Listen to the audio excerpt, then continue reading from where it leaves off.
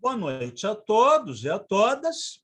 Vamos conversar hoje sobre Arlindo Barbeitos, poeta que nasceu em 1940, em Catete, província de Icolo e Bengo, em Angola, e faleceu em 2021, aos 81 anos, em Luanda, vítima do Covid-19, após prolongado período de internação hospitalar.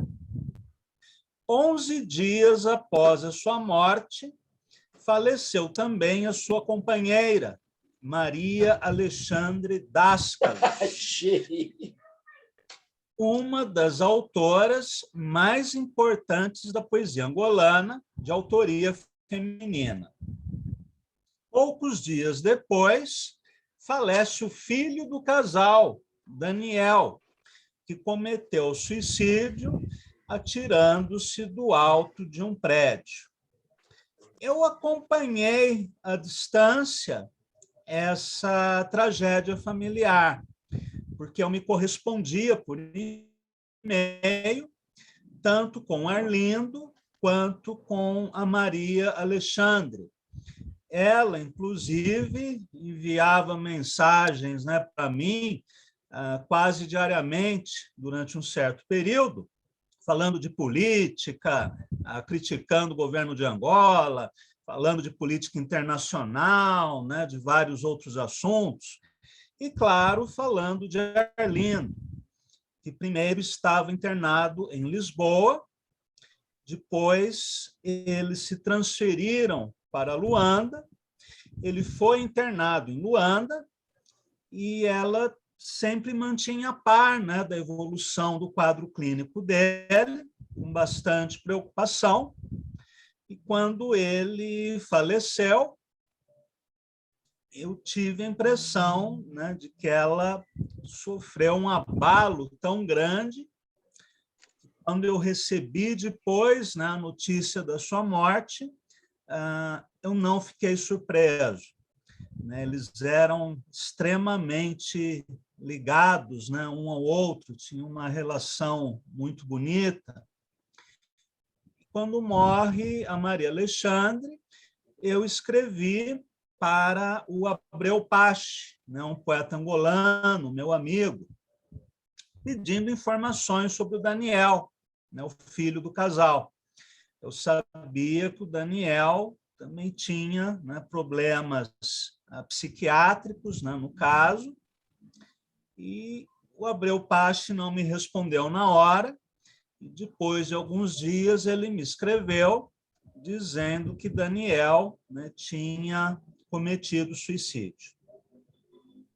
A tragédia pessoal e familiar de Arlindo Barbeitos foi a conclusão de uma existência dolorosa, marcada pela participação na luta de libertação nacional de Angola, de 1961 até 1975, e pelo exílio na França, Bélgica, Suíça, Alemanha, sendo que, neste último país, Arlindo cursou antropologia e sociologia na Universidade de Frankfurt.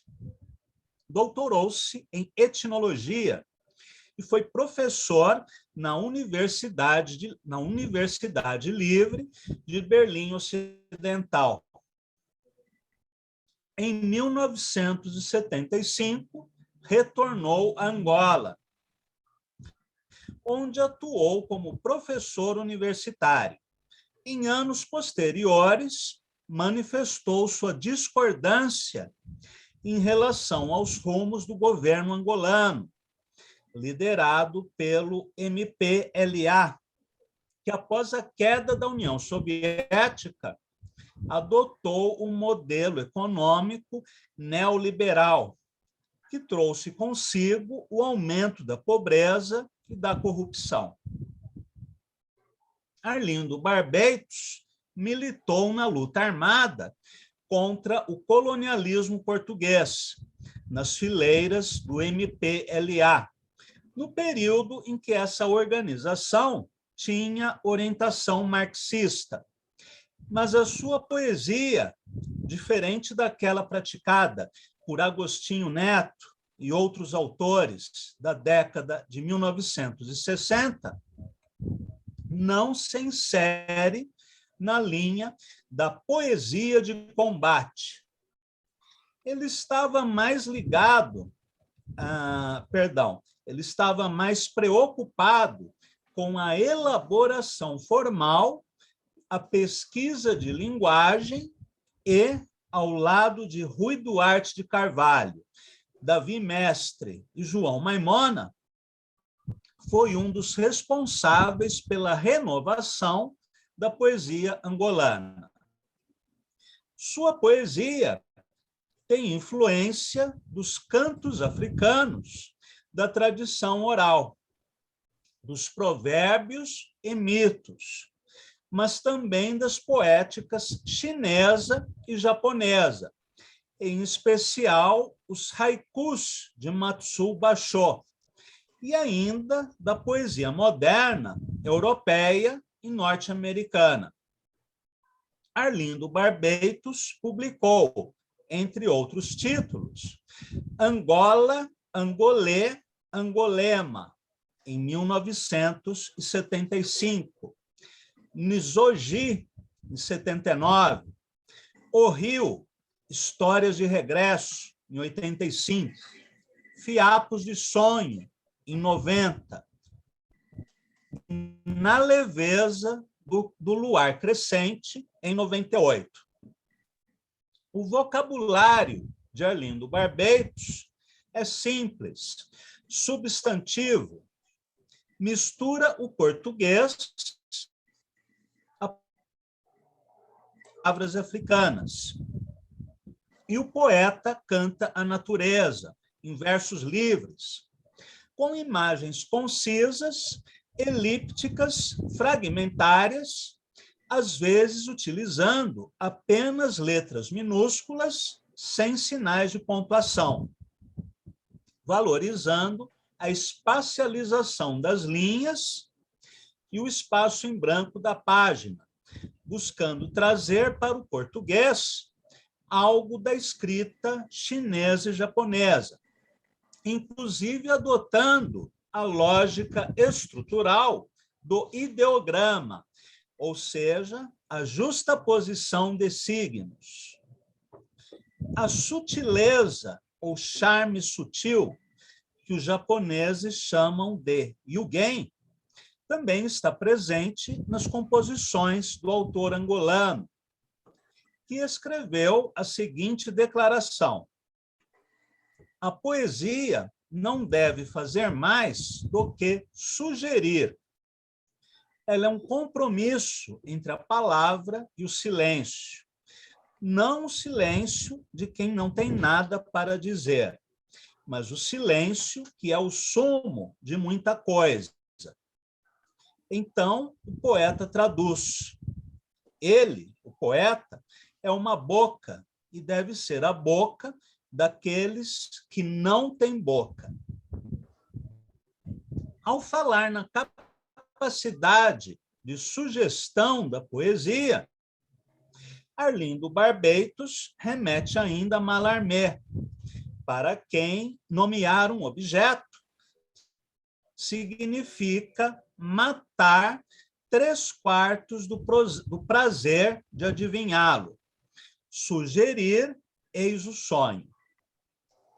Entre os seus temas recorrentes, além da natureza, estão o amor, a poesia, as lembranças da guerra, a vida cotidiana, a esperança, a amargura, a memória, o esquecimento e o sonho, por vezes em tom melancólico ou nihilista, como percebemos nos títulos de algumas de suas obras.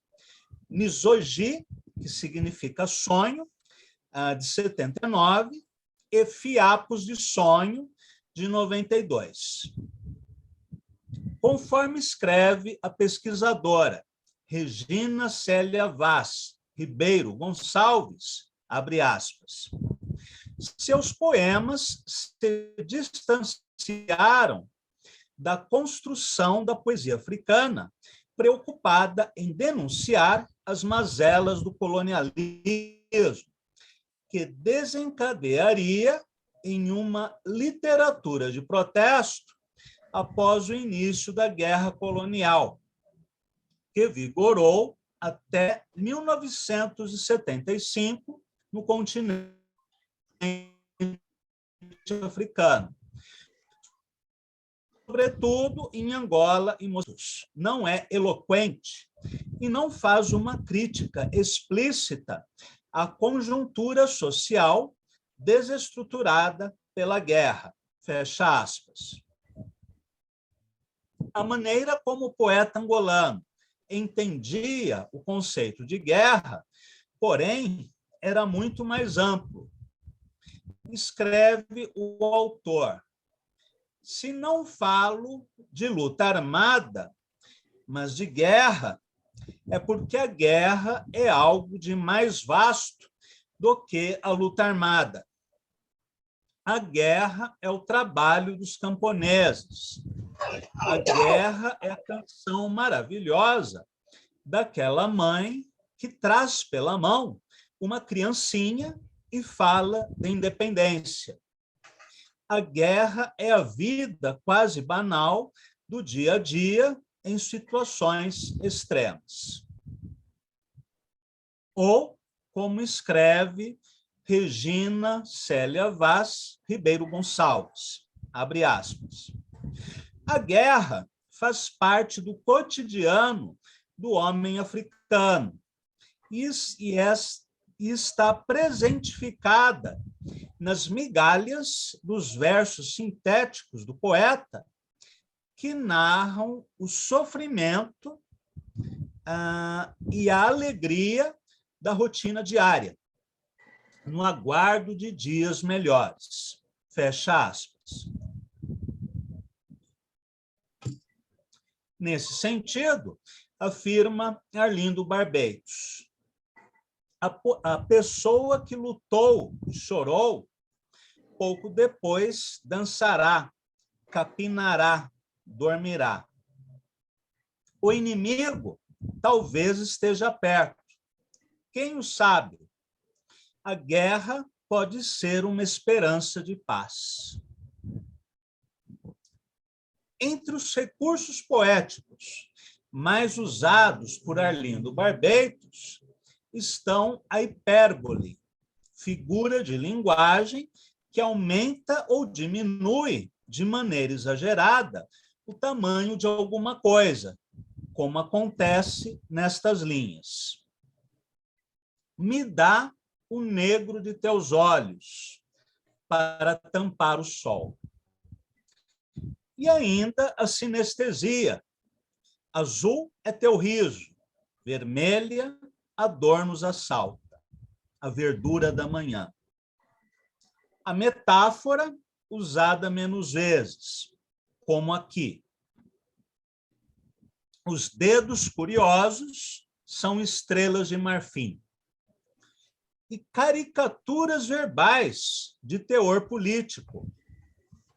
Macacos sem rabo servindo de administradores. Macacos sem rabo servindo de padres. E, sobretudo, imagens delicadas com sabor oriental. Traços de nuvem em asa do pássaro vermelho, voando, mariposa do ocaso, em teus lábios azuis. Notamos ainda o uso do paradoxo, como acontece nas linhas. Casas sem teto, janelas que se abrem para a paisagem errada. E exílio, lugar que se constrói de amargura e esperança.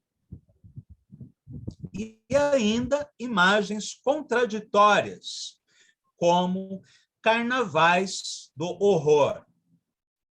Notáveis, sobretudo, são as descrições da natureza, da fauna e flora angolanas, conjugadas com os fenômenos celestes, como lemos nestas linhas. As noites se enrolam na teia fria do sereno, por entre os grandes cornos de boi, para a lua em quarto minguante, e sobre ela está um corvo adormecido. Descrição que mistura o retrato fotográfico com a fantasia e a imaginação.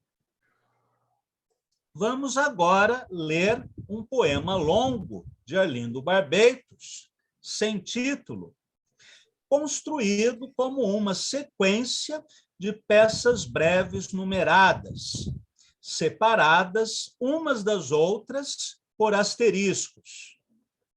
Essa estrutura nos faz pensar em Edgar Allan Poe, para quem o poema longo nada mais é do que uma sequência de poemas breves.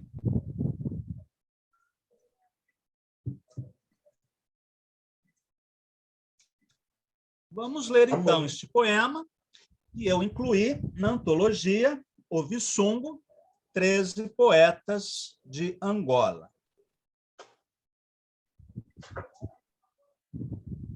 Peço para todos desligarem o áudio, né?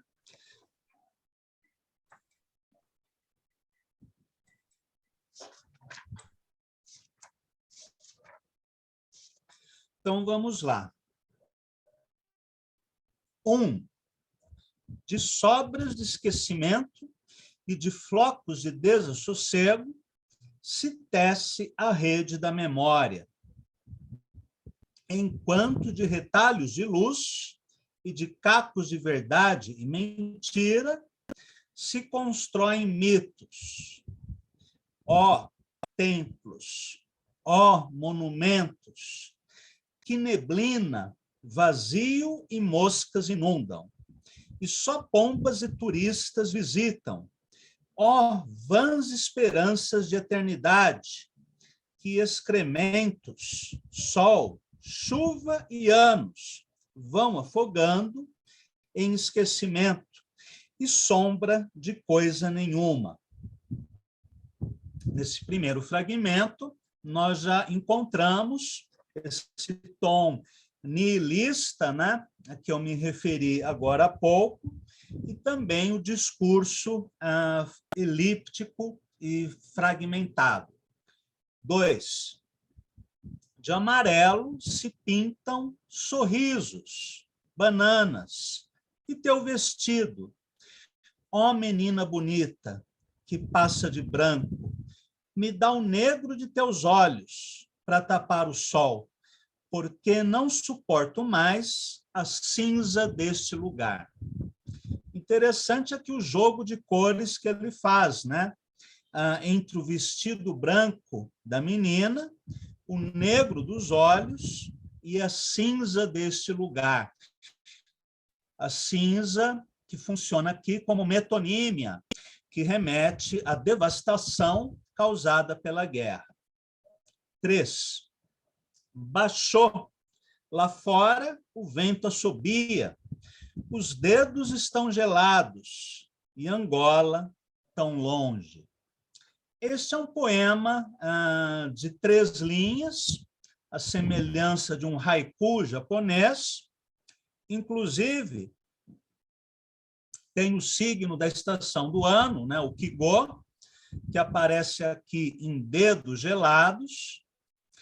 E aqui também está presente a ideia do exílio, né? Angola tão longe. Um outro poeta angolano, que nós estudaremos mais para frente, o Jorge Arrimar, que organizou aquela antologia de poetas de Macau, também recebeu uma forte influência chinesa e japonesa. 4. Azul é teu riso, negra tua cara, mas vermelha a dor nos assalta, pela verdura da manhã. Um poema bastante conciso, né, cromático e sinestésico. 5. De muletas, a dor passa devagar, agarrada ao menino, olhando a lua, e lágrimas sabem a capim queimado, esperando a chuva em tarde de sol.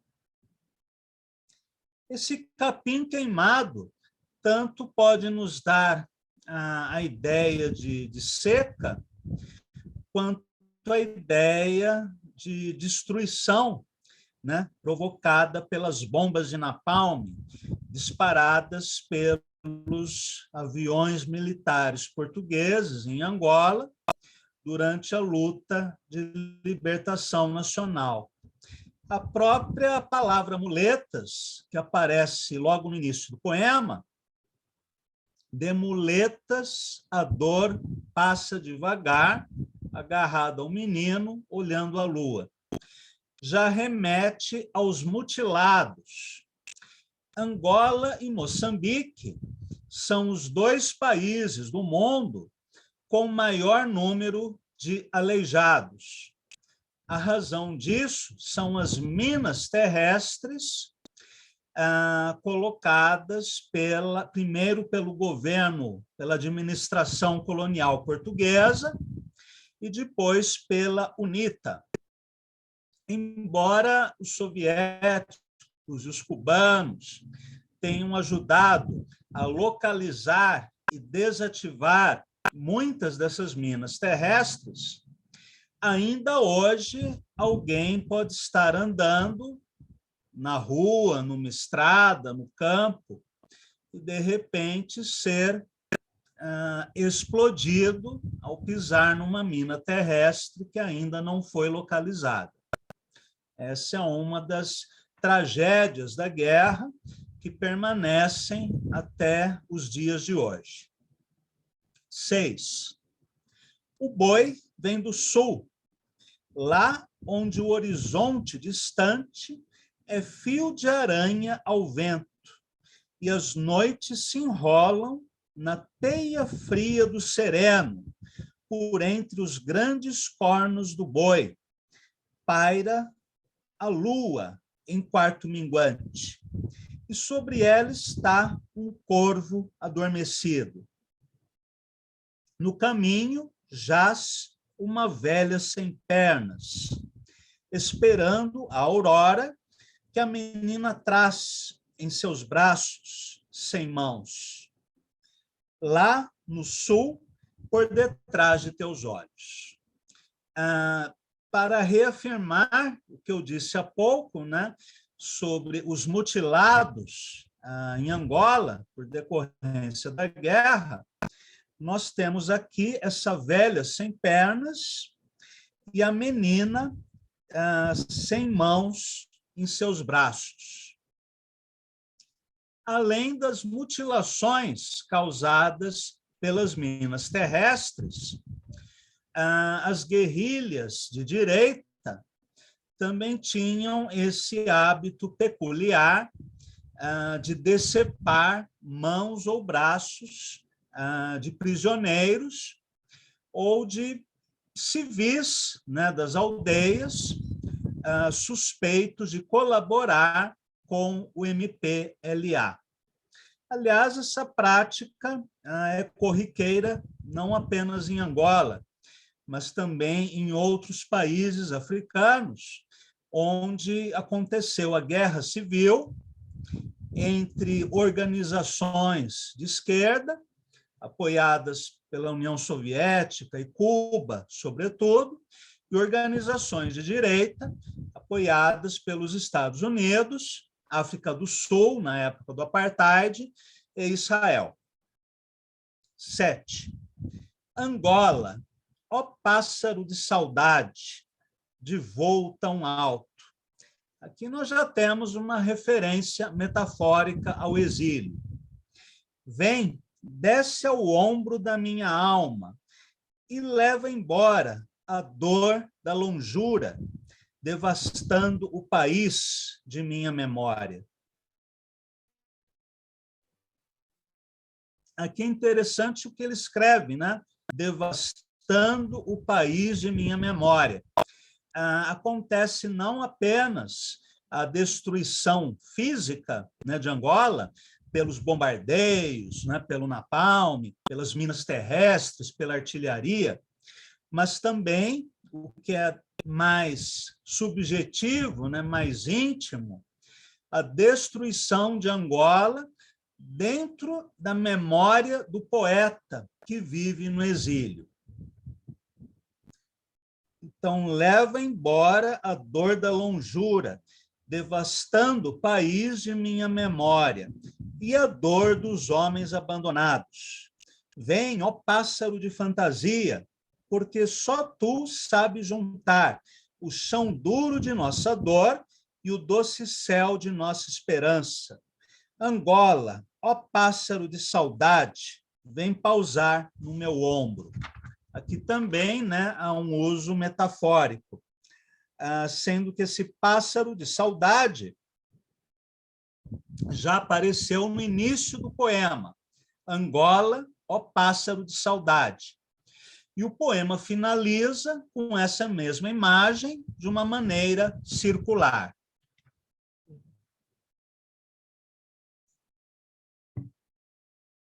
8. As palavras arrastam sombras. Esse verso eu acho genial. Ainda vou usar como epígrafe em algum poema. As palavras arrastam sombras, e por detrás da lembrança deambulam fantasmas de homens, em sonhos feito pesadelos, povoados de zumbis, rodopiando em carnavais de horror, enquanto as sombras arrastam palavras que só o sonhador vê. Aqui ele já faz uma inversão, diferente da peça anterior, que começa e termina com a imagem pássaro de saudade. Neste fragmento número 8, ele começa com as palavras que arrastam sombras, e ele finaliza com as sombras que arrastam palavras, fazendo um jogo combinatório entre as palavras do verso. 10. Exílio, lugar que se constrói de amargura e esperança. Casas sem teto, paredes de prisão, janelas que se abrem para a paisagem errada e portas que levam ao desencontro de amargura e esperança. Aqui, de novo, ele faz esse jogo, né, de repetição de algumas palavras-chave no começo e no final do poema. Agora vamos ler algumas outras peças independentes, já não fazem parte desse poema longo, em 10 partes que eu li para vocês. Todos estes poemas que eu vou ler não têm título. Em teus dentes, o sol é diamante de fantasia, a lua, caco de garrafa, e a mentira, verdade vagabunda, errando de cágado em torno da lagoa dos olhos da noite. Belíssimo verso. Em torno da lagoa dos olhos da noite. Na treva aveludada de tua pele, os dedos curiosos são estrelas de marfim, à busca de um dia caprichoso, desapontando de miragem, por detrás das corcundas de elefantes adormecidos. Aqui nós temos um plano detalhe, se fôssemos falar em termos de cinema, e também um anticlímax, uma anti-chave de ouro, no verso por detrás das corcundas de elefantes adormecidos. A chave de ouro, principalmente na poesia parnasiana, era aquele verso que fechava o poema, né, em particular o soneto, de uma maneira retórica, heróica ou sentimental, mas sempre com forte apelo emocional. E aqui, no caso, ele fecha o poema com uma imagem quase grotesca, né, dessas corcundas de elefantes adormecidos. Outro poema, este mais breve. Saudade é o tempo de pacaças pardas. Pacaças são guerreiros da etnia Sobado e macacos sem rabo servindo de administradores. Quando o calor ia derretendo o céu e a chuva se vendia na farmácia. Essa imagem é quase surrealista, né? E a chuva se vendia na farmácia do comerciante de cabelos de fio. Saudade é o tempo de patos breves e macacos sem rabo servindo de padres. Essa saudade é o tempo de patos bravos, também recorda um pouco a imagética surrealista. Quando o medo ia gelando a terra e o pranto se dava de beber aos porcos, do comerciante de cabelos de fio. Escuras nuvens grossas de outros céus, vindas. Perdão, vou ler de novo. Escuras nuvens grossas de outros céus vindas, entraçando-se por entre asas de pássaros canibais, e chuva de feiticeiro em sopro de arco-íris dependurada. Irmão, vem, vem, escuras nuvens grossas, temem o sol de nossos olhos todos, pássaros canibais, a garra de nossas mãos todas, e chuva de feiticeiro se perde no ar de nossos copos todos. Irmão, vem, vem.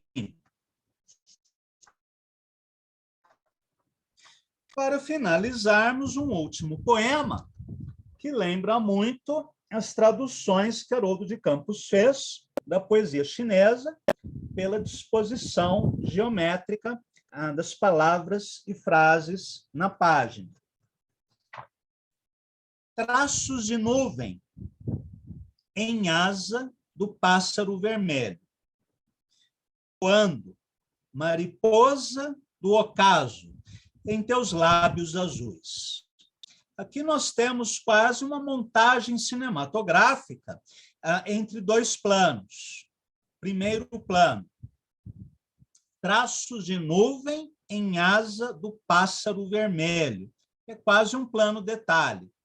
Depois, mariposas do ocaso em teus lábios azuis, um outro plano, que poderia ser até um close. Agora nós temos um corte para a estrofe de baixo. Na calmaria da paisagem, que teu olhar traz suspensa, afogada, desliza a memória de negreiros e escravos. Amada, que lembrança terão os peixes? Esse é um dos poemas, na minha opinião, mais belos e mais fortes do Arlindo Barbeitos. Seja pela justaposição de imagens, que lembra o princípio do ideograma, na poesia chinesa e japonesa, a justaposição de imagens, e também a montagem cinematográfica, seja pelo modo como ele insere o tema do tráfico de escravos de uma maneira, ao mesmo tempo, tão simples tão discreta e tão forte, né? Tão eficaz. Claro que este é um tema que, depois de Castro Alves, né, sobretudo no navio negreiro, é praticamente impossível escrever qualquer coisa a respeito, né? Eu não sou um fã de carteirinha do Castro Alves, mas esse poema talvez seja um dos maiores da língua portuguesa, um navio negreiro. E o Arlindo Barbetos consegue trabalhar o tema com simplicidade, delicadeza e força. Desliza a memória de negreiros e escravos. Amada, que lembrança terão os peixes? Muito bem, estes são alguns exemplos da poesia de Arlindo Barbetos, poeta que, infelizmente, ainda não foi publicado no Brasil, mas que é um dos poetas mais interessantes da poesia africana de língua portuguesa do século XX. Na semana que vem, conversaremos sobre Davi Mestre, outro poeta responsável pela renovação da poesia angolana na década de 1960.